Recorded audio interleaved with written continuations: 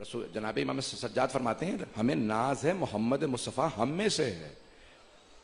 جیسے ہی اعلان رسالت کیا دعوت ذوالشیرہ میں، یہاں روک کے جملہ پیش کر رہا ہوں کہ اب تو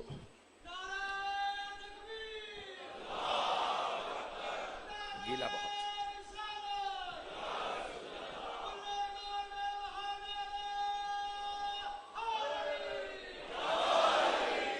زیادہ وقت نہیں ہے میرے پاس، پیش کر رہا ہوں آپ کے ساتھ خدمت میں. زیادہ سے زیادہ 15 سے 20 منٹ وقت اور لوں گا، اس کے بعد پھر مسائل پہ آ جاؤں. توجہ ہے رہے عزیزان گرامی، سرور کائنات مولا فرماتے ہیں ہم میں سے.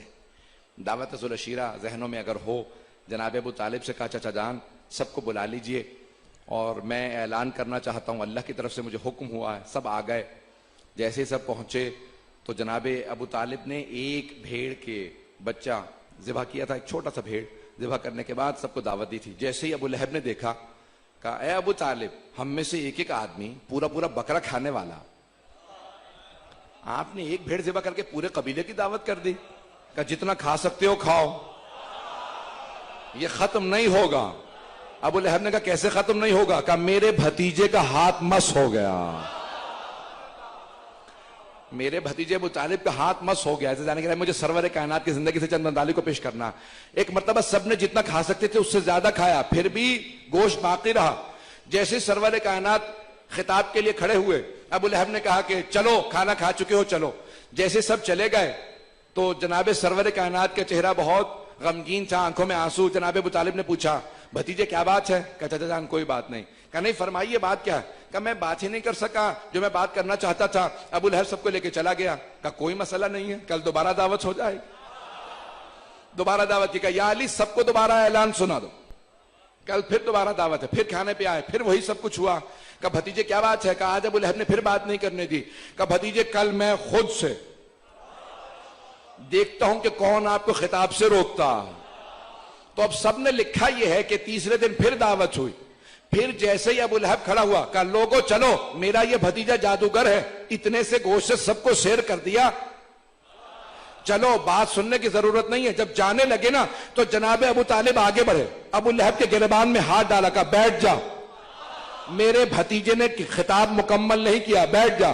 جیسے گریبان میں ہاتھ ڈالا، سب کہتے ہیں جناب ابو طالب کی داڑھی سفید تھی، سر کے بال سفید، بھویں سفید، مونچھیں سفید، بزرگ، 80 برس سے سن زیادہ. یہ طاقت کہاں سے آئی؟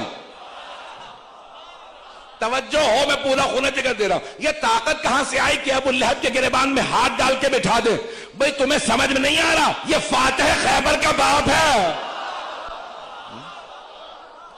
گریبان میں ہاتھ ڈالا، کا بیٹھ جا. پھر ایک مرتبہ سرور کائنات کا رخ کیا، کہا قم یا سیدی وَقُلْ مَا شِئْتَ، اے میرے سید، اے میرے سردار، اب آپ کھڑے ہو جائیے، جو کہنا چاہتے ہیں کہیے. پیغمبر نے خطبہ دیا کہ میں اعلان رسالت کرتا ہوں، قولوا لا الہ الا اللہ تفلحوا، سوائے اللہ کے کوئی معبود نہیں. کہا آپ کون ہیں؟ کہ میں محمد رسول اللہ. جو بھی میرے اس کام میں میری مدد کرے گا فَهُوَ أَخِي وَوَسِيِّي وَوَزِيرِي مِن بَعْدِي، وہی میرا بھائی ہوگا، وہی میرا وصی ہوگا، وہی میرے بعد میرا وزیر ہوگا.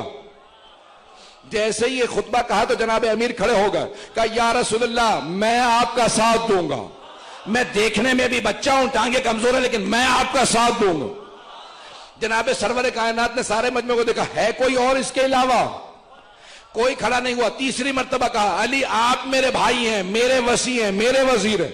ابو لہب نے کہا ابو طالب اب تک تو بھتیجے کی اطاعت کرتے تھے، اب بیٹے کے بھی اطاعت کرو. یہ کہا اور چلا گیا، میں بات پہنچا نہیں سکا. مجمع کی توجہ ہو. ابو لہب نے کہا ابو طالب اب تک تو بھتیجے کی اطاعت کرتے تھے، اب بیٹے کی بھی اطاعت کرنا. بھئی کافر تھا لیکن ایک بات سمجھ گیا تھا، آج اعلان رسالت کے ساتھ اعلان امامت بھی ہو گیا. پتہ نہیں بات پہنچے کہ نہیں.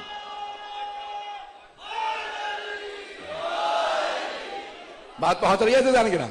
وہ بھی کافر ہوتے ہوئے سمجھ گیا تھا اعلان امامت ہو گیا. اگر کہیں گے تو میں موضوع مکمل کروں گا. تو ایک مرتبہ سب کے سب اٹھے چلے گئے. اب بات سب جگہ پھیل گئی.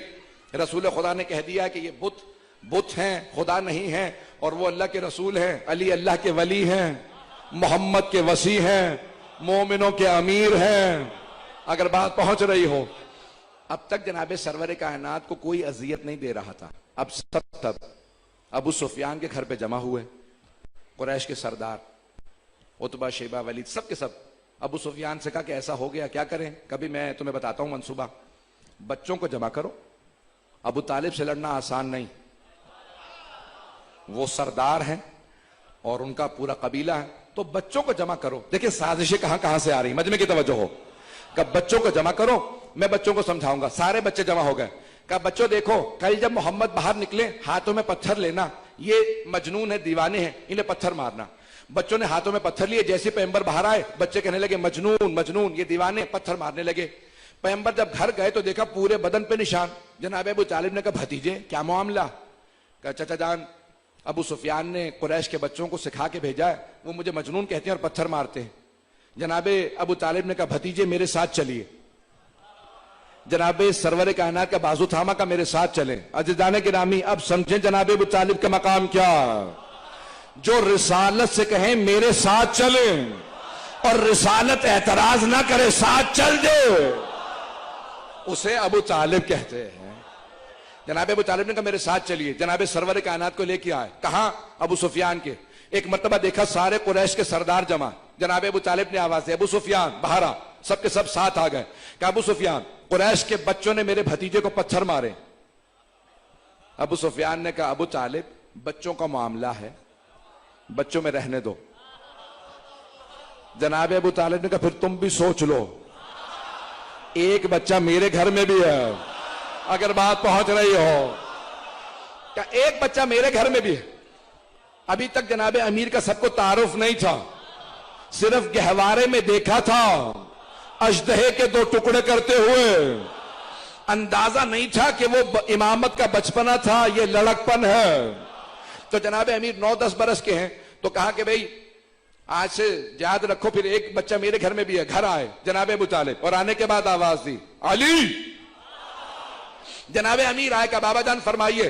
کہ کل جب میرا بھتیجا محمد باہر جائے آپ ساتھ جائیے گا, بس ایک وعدہ کیجئے علی, کوئی پتھر انہیں نہیں لگے گا. جناب امیر نے سر اٹھا کے کہا بابا جان میرا آپ سے وعدہ, میں وہ ہاتھ توڑ دوں گا جو ان پہ پتھر چلا ہے, میں وہ سر پھوڑ دوں گا جو ان کے سامنے اٹھے, وہ کمر توڑ دوں گا جو ان کے سامنے اکڑے. اگر توجہ ہو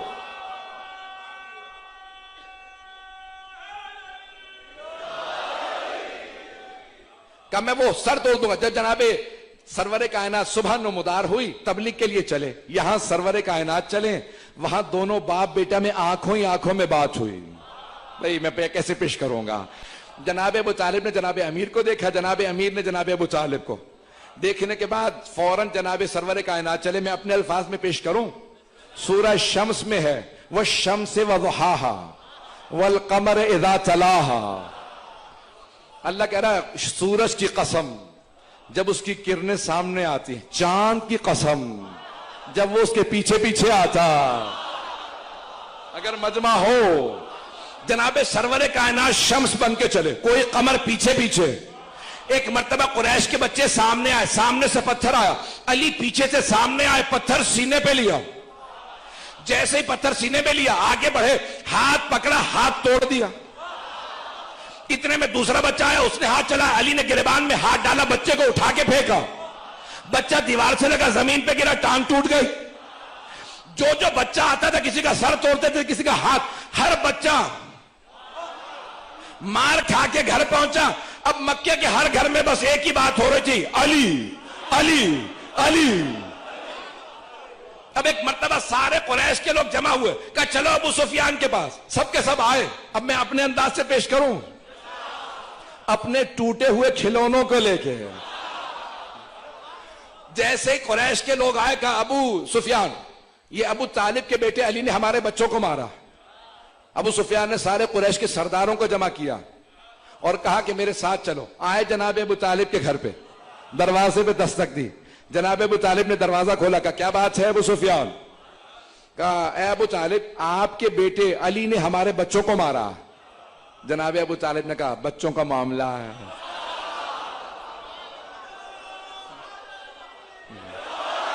توجہ ہے زیادہ. آپ نے فرمایا بچوں کا معاملہ ہے, بچوں میں رہنے دو. بھئی اگر بات پہنچ جائے. جناب ابو طالب نے فرمایا بچوں کا معاملہ ہے, بچوں میں رہنے دو. یہ جملہ مجھے یاد نہیں میں نے کہاں پیش کیا تھا. اس نے فوراً نیا منصوبہ بنایا, 3 ہی تہمتیں لگائیں جناب رسول خدا پہ. پہلا مجنون ہے تاکہ بچے دور ہو جائیں, دوسرا کہا جادوگر ہیں تاکہ خواتین دور ہو جائیں. وہ کیا کرتی تھی, کوڑا پھینکتی تھی, کانٹے پھینکتی تھی رسول خدا کے راستے میں. کیوں؟ جادوگر ہیں. مردوں سے کہا شاعر ہیں. شاعر اس زمانے میں زیادہ تر شرابی ہوتے تھے, غیر سنجیدہ. مرد بھی دور ہو گئے. بھئی معاشرے کے 3 طبقات, بچے, خواتین, مرد, تینوں طبقات کو دور کر دیا. کس نے؟ ابو جہل نے. بچوں سے کہا مجنون, خواتین سے کہا جادوگر, مردوں سے کہا شاعر, غیر سنجیدہ, سب دور ہو گئے. اب سمجھ میں آ رہا ہے عزاداری کے خلاف بھی 3 سازشیں ہیں. نہیں ہے مجمع میرا, عزاداری کے خلاف بھی 3 سازشیں. بچوں سے کہتے ہیں مجلسوں میں نہ جانا, ذبح کر کے کہ دیگ میں ڈال دیں گے. خواتین سے کہتے ہیں نہ جانا, بجلیاں بند کر دیتے ہیں. مردوں سے کہتے ہیں نہ جانا, نکاح ٹوٹ جائے گا. بھئی یہ نئی سازشیں نہیں ہے, یہ ابو سفیان کا پرانا کردار ہے.